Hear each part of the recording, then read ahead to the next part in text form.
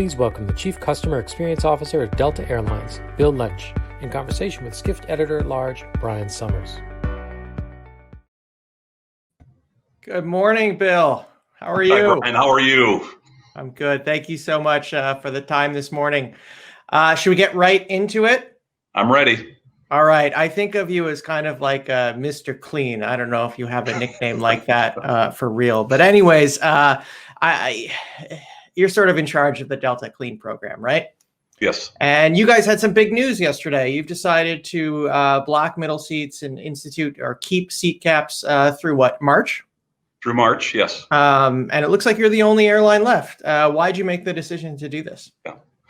Well, Brian, it is good to be here with you. I hope you and all those watching are safe and healthy.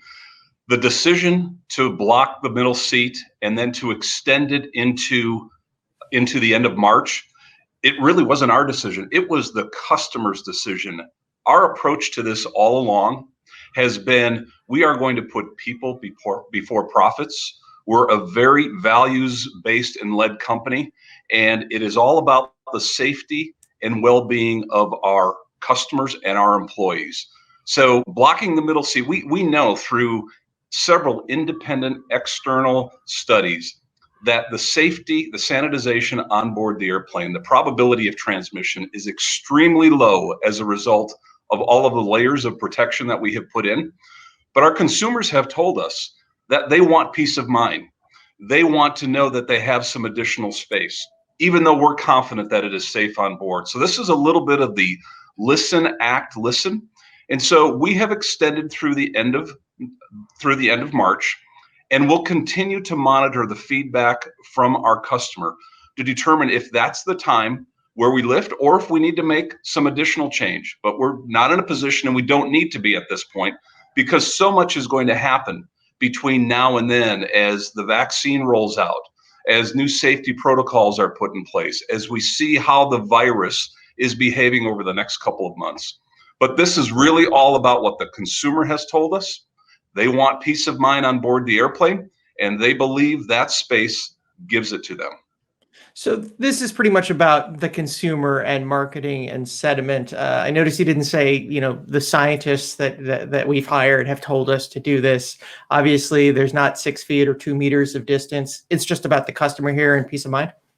This is about the customer and their peace of mind. But I will share with you that we are partnered with several very reputable medical institutions and chemical companies helping us design what we call the Delta Care Standard, which is our multiple layers of protection. And they have helped us study all of these external analyses that have gone on about transmission of the virus on board the airplane. And they've given us confidence that it is very, very safe on board our airplanes. And we do know that space matters. We do know that it matters to the consumer. But we also know that distancing is important during this pandemic. But it is our partners tell us that this is the safest environment we can find of any public venue that we've measured. I'm sure you measure the economics of something like this. Are you taking, in terms of the seats that you sell, are you taking a revenue premium compared to the competitors because you're offering a better product that consumers want more? Yep. So I mentioned that it is people before profits. We recognize that the action that we are taking we're playing the long game. The action that we are taking will build loyalty and trust. And as a result, we are seeing a premium to the industry when it comes to the seats that we are selling. So we know that our customers are willing to pay for it. We do recognize that at some point in the future, we're going to have to move away from the middle seat block, but that is not until the consumer is confident and comfortable with it. Did you expect that your competitors would have gone away at this point, or did you expect that you would not be the last airline standing by say now? Well, frankly, this wasn't a competitive game for us. This was really all about listening to our customers. And we know that some of our competitors have had different approaches to this. And they have their approach to how they want to manage the brand and take care of the consumer through this. This was really all about listening to our customer and understanding what it was that they want. And our business travelers in particular have indicated. Those who have started to come back in small numbers, we recognize, and we anticipate that volume of business travel will grow over the course of the next year. We know that this is really important to them. So we're listening to our customers, and we're paying particular attention to the business traveler who hasn't yet really come back to fly with us. All of our customers are important. Our leisure traveler is comfortable the way we are operating our business right now. We want our corporate traveler to be just as comfortable. I wanted to ask you a little bit about the focus on surfaces. If you watch some of the marketing videos, you always see people wiping down surfaces and that sort of thing. There was an article yesterday in the New York Times. There have been other articles like this that said it's not about the surfaces, the virus is in the air. And the New York Times actually used this phrase that you're probably familiar with. I've heard it before. They called anything related to surfaces hygiene theater. Do you think it's hygiene theater? Is there a need to keep wiping down surfaces at the rate that some of these airlines are doing? Well, we know that the higher probability of transmission comes through respiratory droplets. That we hear from the Mayo Clinic, we hear from Emory Medical, we hear from others who have done all the studies about the modes of transmission. But we do know that there is some probability of transmission by surface, and where there is that, we are going to address it. So we are going to continue to wipe down surfaces. Our customers want it, and we recognize that it takes even the slightest chance of transmission out of the equation. So it doesn't matter whether it's a high probability or a low probability, we're going to attack it. That's part of this Delta Care standard that we've developed. Thank you. And I wanted to ask a little bit about masks. I mean, I think by now, most people understand that you need to wear a mask in public. They understand how the virus is transmitted. But if we go back to the very beginning, when airlines like Delta said, if you want to fly on our airplane, you have to wear a mask, people had no idea that, a very small subset of people at that point were wearing masks in everyday life. How'd you guys make the decision to require masks on your airplane, and why'd you do it so early? Well, the decision was assisted by our work with the Mayo Clinic and with Emory. So we had the medical professionals involved. We were listening to the CDC as well. I recall the day where we required our employees to start wearing masks. It was the last week of April. And then we rolled out with a mandatory mask requirement for anyone who was going to travel on our aircraft the first week of May. And it was a change for all of our people, of course, because this wasn't the standard mode of operation. But we have a very firm requirement, and our gate agents and our flight attendants, in fact, all of our employees have been really incredible about the way that they have supported all of these protocols, particularly the mask requirement, because that can be a little bit of a challenge interacting with customers. But no customer will board our airplanes unless they are demonstrating the appropriate wearing of a mask. That means covering the nose halfway and over the mouth. And we recognize that that gets them on board the aircraft, and then on board the aircraft, particularly when the airplane's in flight, you can't remove the customer from the flight at that point. But if they are unwilling to wear a mask in flight, our flight attendants, with their warm, genuine service and care that they always demonstrate, they will approach the customer in a soft way the first time and encourage them to wear the mask. If they don't, get a little firmer the second time. But ultimately, if the customer refuses to wear the mask, this is about not only for their safety, it's for the safety of everyone on board. Our flight attendants will give them the notice that if you do not put the mask on, you will no longer be welcome to come back and fly on Delta.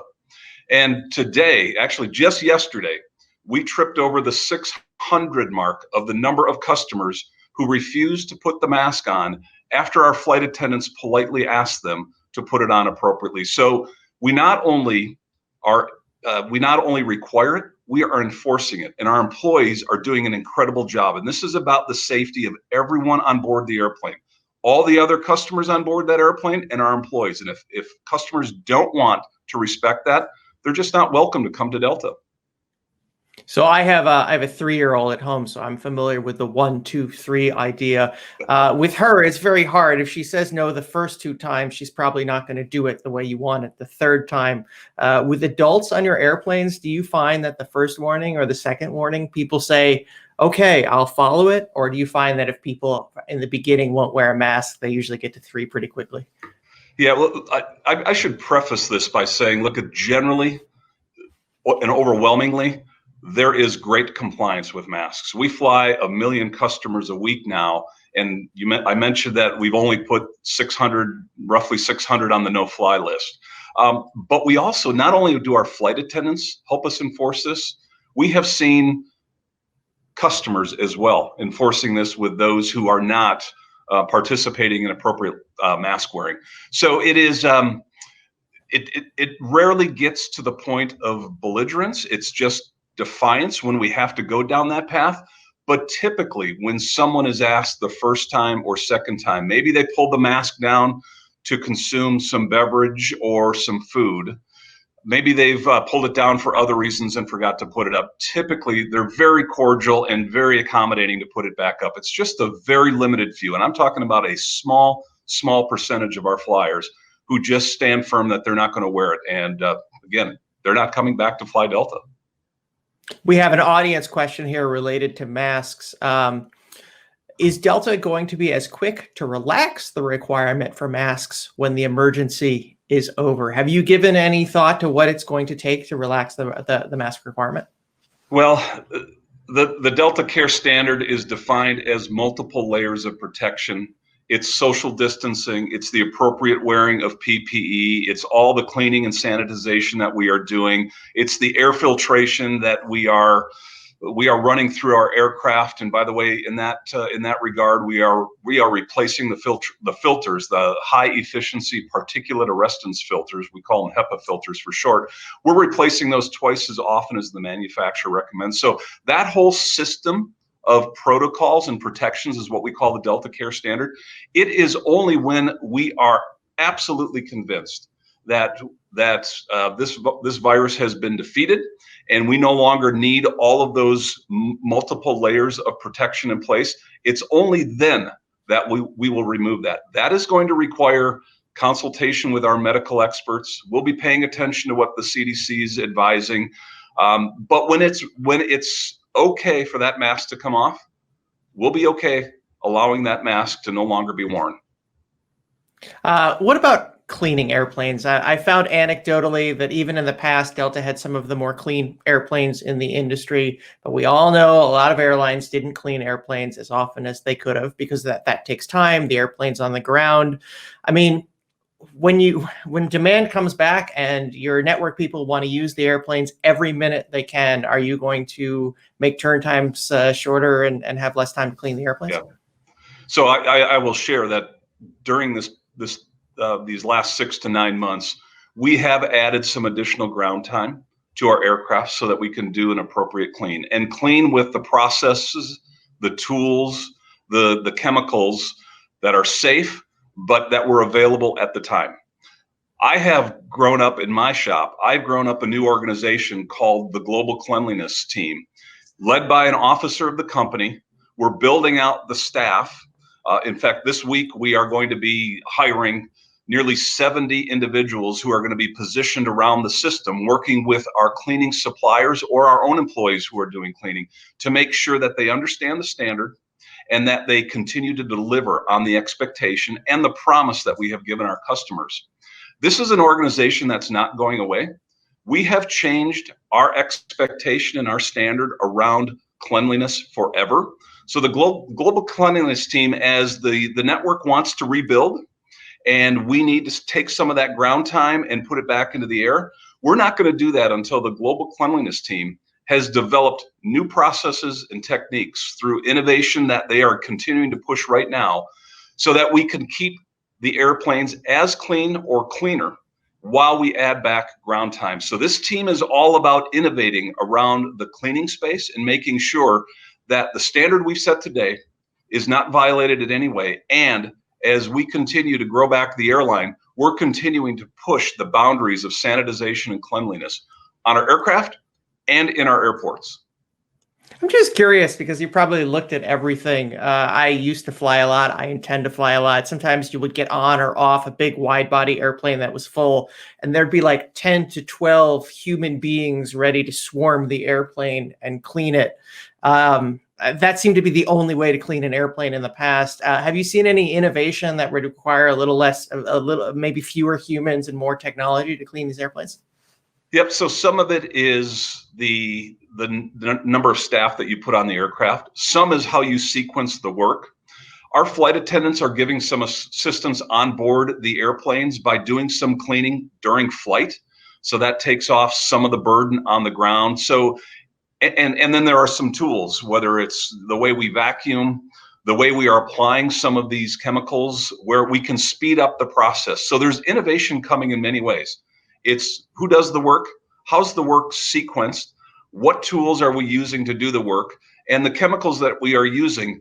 Some chemicals that we are working jointly with some of our suppliers on may have an efficacy period that's greater than maybe 6 or 8 hours, eliminating the need for us to electrostatically spray before every flight. We're in the process of developing those right now, ultimately getting EPA certification for those. But that would allow us to do maybe fewer steps, but have a more sanitized environment and maybe move some of that work to the overnight. So there's a lot of ways that we could look at it. And that is why this team has been brought on board, and that is their focus, is nothing but innovating around clean and sanitization. Thank you. So you talk about how the Delta Clean process is going to stay even after the pandemic. I know that an airline as big as Delta is polling and questioning its customers on all kinds of things. If you take me back, 3 years ago, when you asked customers what was important to them, was clean at the top of the list, or they weren't thinking about that before the pandemic? Clean was not at the top of their list. In fact, for them, it was more about schedule and pricing. Today, it's about social distancing and cleanliness. And the team here at Delta has done an incredible job pivoting, and then that pivot started back in March when we saw this pandemic breaking out. But it has done an incredible job shifting the focus around what it is that's important to the consumer. So we have very regular fingers on the pulse, understanding what is important to the consumer, our travelers, and what it is that they do and don't like about what we are doing, and then shifting on the fly. So if I go back 9 months, our scores, our net promoter scores in the domestic market were somewhere around the 45 to 50% range, which we were very satisfied with. We were improving performance year over year over year. Then COVID hit. Today, we just finished the month of October a few weeks ago. We have had 4 straight months in the mid 70s. And the month of November is challenging another record. So what we have done to listen, act, listen, and take actions that are really important to the consumer has been effective. And they are sharing with us now. We have very detailed survey questions. We do focus panels. We do a lot of other types of consumer research. They're telling us how important cleaning is to them. I don't think that is ever going to go away.